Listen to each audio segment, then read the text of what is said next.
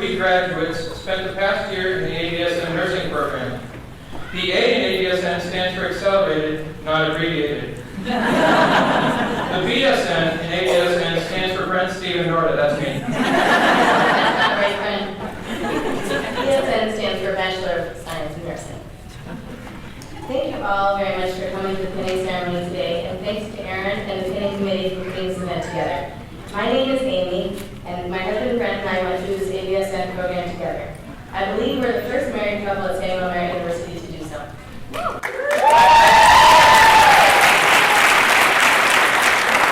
let's start at the beginning.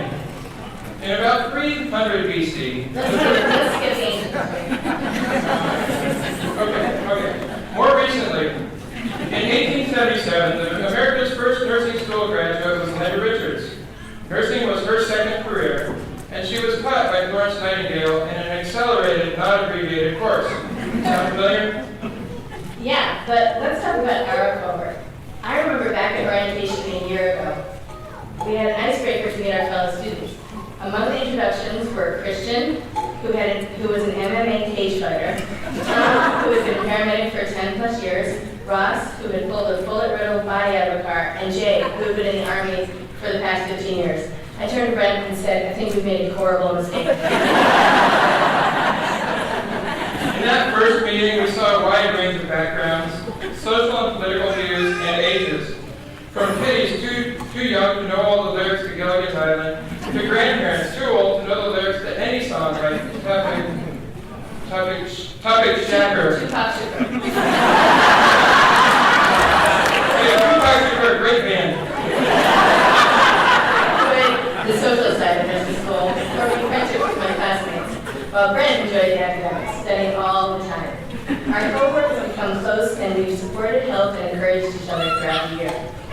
We've had many social events this past year, which have been documented by Saboon, the class photo journal. School parties, end of semester celebrations, a fishing trip, formal events, ski trips and hikes, brunches, karaoke, an ugly sweater holiday party, Vonda and Kelly's pizza parties, game nights, potlucks, dance parties, birthday parties, and much, much more. Now, just to get into the ABSN program, we had already completed years of classes in anatomy, chemistry, statistics, sociology, microbiology, pathophysiology, pharmacology, ecology. What else could there be to learn in 1 year? Turns out, a hell of a lot.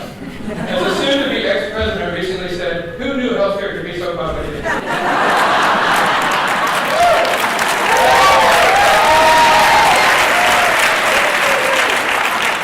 We started with an introductory class where we learned a bit about the profession, regulations and ethics, and that nurses are supposed to be nice to every single person, even the duds in your group projects. There have been a lot of group projects. It took 2 terms to study health assessment for all the organs and systems. In labs, as we examined each other again and again, I learned 2 things. 1, my classmates are younger and healthier than I am. And 2, vowel sounds are the great equalizer. We may not have realized it at the time, but assessing is probably the most important thing nurses do, and we're doing it all the time. We can't turn it off. You may think you're having a friendly conversation with us. No, we're assessing. The academic part of nursing school was definitely stressful, to say the least. Our cortisol levels went up high enough to get cushions. I was inspired and amazed by the parents in the cohort who were able to balance schoolwork with raising kids. Parents included Gina, Seema, Lauren, Amanda, who had 3 kids under the age of 5, Jackie, Anya, Melissa, Christina, Mai, and the fat dads, Matt and Brent. Perhaps even harder than raising kids during the program was raising a dog. The canine parents included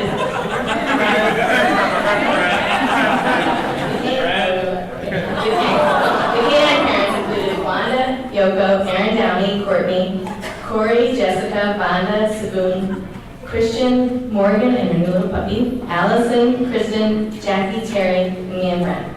For the rest of the speech, we will show funny dog memes that Oliver found.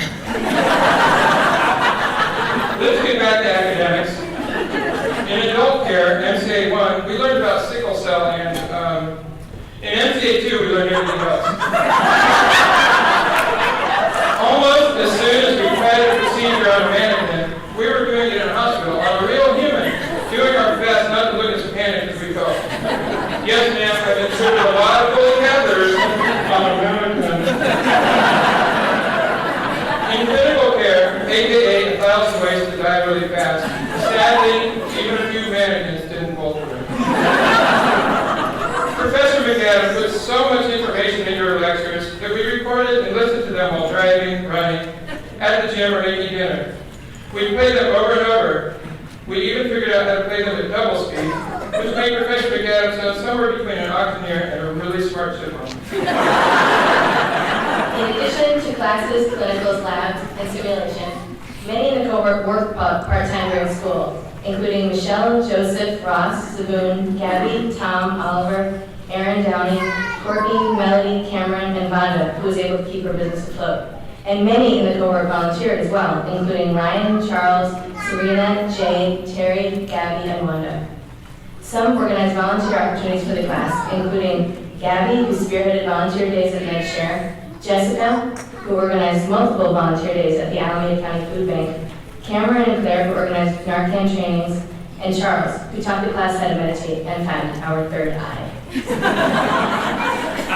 In healthy aging, Professor Reardon taught us which flavor of Ensure pairs with pureed prunes, and we learned to wear big person diapers. The diaper thing continued as we switched to nursing for babies and pediatrics.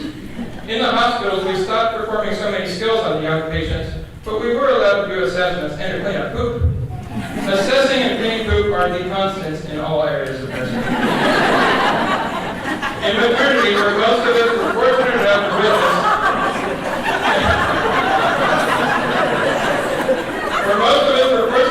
witness, at least one new human enter the world, our assessment skills grew to encompass Rita, APCAR, bubble heat, field chop, lochia, colostrum. Who knew birth babies could be so complicated? Most importantly, in maternity, we learned about the placenta. Could we just take a little extra time to explore the wonders of the placenta? You and the placenta. I know you love it, but do you love it enough to get a tattoo of the placenta? Many in the cohort focus on social justice, including Ruby, Claire, Ilana, Aaron Peterson, and Gabby. And Portia and Jackie work behind the scenes in the Office of Diversity. Some in our cohort took a different approach with their time off and participated in weekly trivia, including Yoko, Jessica, Saboon, Claire, Oliver, Martin, Brent, Tyler, Joseph, Tom, and myself. We always won the medical questions, making all that time and effort in nursing school really pay off. You like trivia? Here's some trivia. In 1981, the Prince of Wales gave Lady Diana a beautiful engagement ring of 14 diamonds set in white gold. How much do you think that extravagant ring cost? I don't know, Brent. How much? $60,000. What a cheapskate. This nursing pin cost me well over $70,000.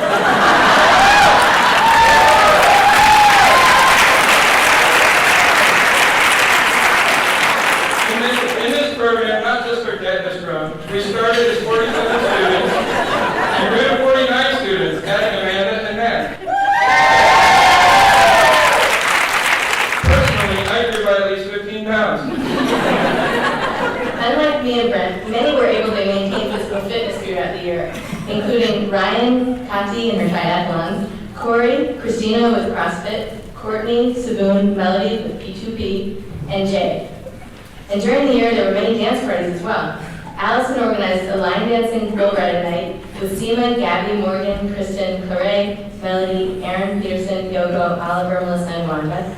And we had a salsa lesson and dancing night, which Saboon and Jackie planned. And there was an 80s dance party boat cruise, where the best 80s costume winners were Lyda, Aaron, Ryan, and Saboon. Back to academics. There's not time to describe all our classes, sorry, but here's the final few. In nursing research, we ask pico questions like this one. When debriding necrotic wounds with flesh-eating parasites, Which parasite, leech or maggot, will most quickly cause the nurse to violently expel emesis?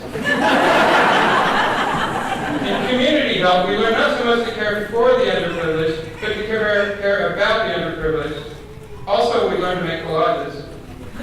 In mental health, we learned about the therapeutic communication that sometimes the most effective means of communication is actually silence. To help with pharmacology, Professor Reardon blessed us with bonus drug lectures, and Aaron Peterson posted a medication of the day. Facebook every single day. That was a lifesaver. And all year long, we've been tested using NCLEX-style questions. NCLEX questions are usually multiple choice, and every choice is correct. Except only one choice is correct. It's hard to explain, so here's an example. During the 5-minute lunch break from the pack tube, you stand before the crust toppings at an ice cream sundae bar. What is your priority answer? Oreo, peanut butter, nuts, peanut butter cup.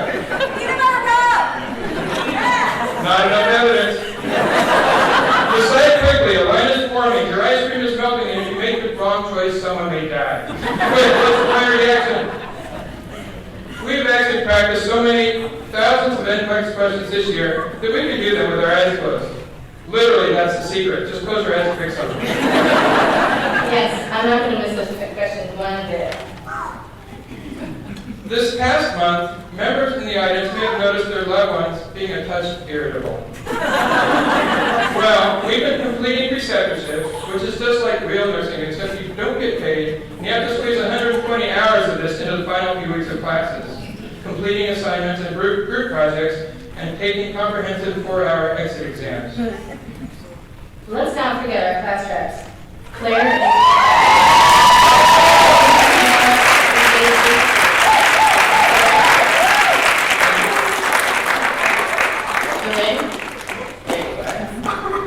thank you so much to our behind-the-scenes class reps for buffering us from the administration and interfacing with faculty and staff.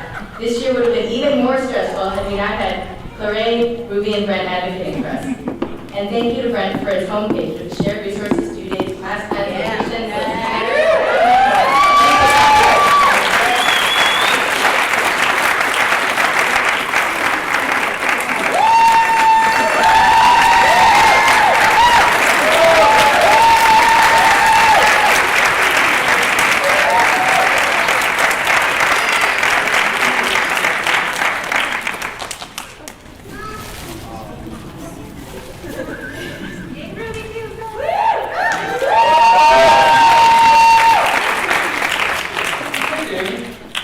I'm going to end with one final date, 1972. In 1972, hippies entered the tradition of wearing nursing caps. But because this is the greatest, hardest working, and all-around nursiest cohort ever, I say it's time we restore the tradition. So caps for everyone. any patient would be lucky to receive care from any one of these great nurses. Congratulations to the greatest cohort ever. I love you guys and wouldn't trade this year for anything. Thank you all.